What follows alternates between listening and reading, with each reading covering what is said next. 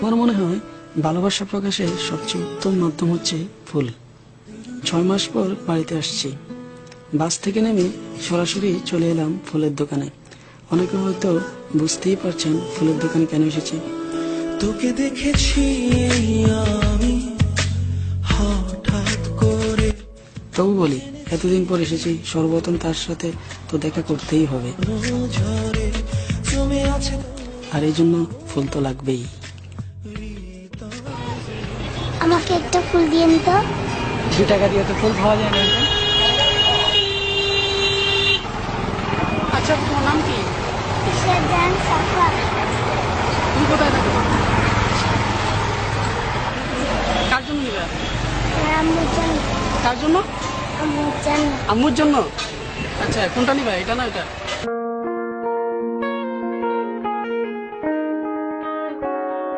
পিচিটা সত্যিই তো অনেক কিউট। সে 2 টাকা নিয়ে এসেছে ফুল কেনার জন্য, তার মাকে ফুল দিয়ে বলে। কিন্তু 2 টাকাতে গিয়ে আর ফুল পাওয়া যায়? তাই আমি নিজ থেকে তাকে একটি ফুল কিনে দিলাম। আমি যেখানে যাচ্ছিলাম সে নাকি আবার সেই পথেই যাচ্ছে, তাই ভাবলাম পিচিটাকে একটু এগিয়ে দিই।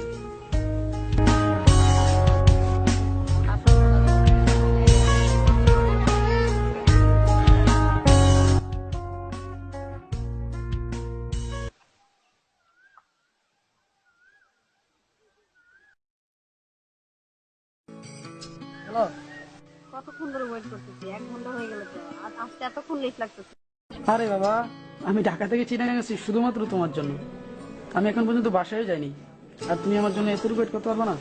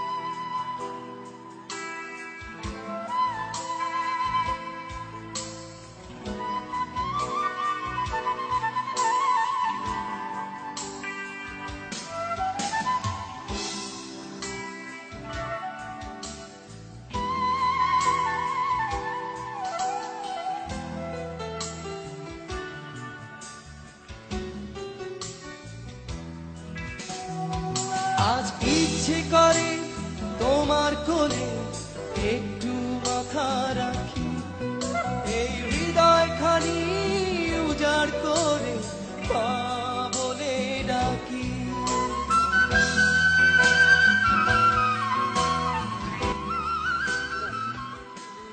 এখন আসতে পারবো না, সরি।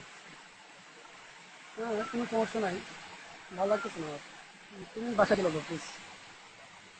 না, কিছুই হয় নাই, ভালো লাগতেছে না আসলে। তুমি বাসায় যাও, করবে আগে, ঠিক আছে?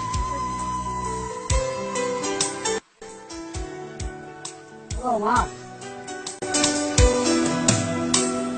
আজ আমি বুঝতে পারলাম যে আমি কতটা লাকি।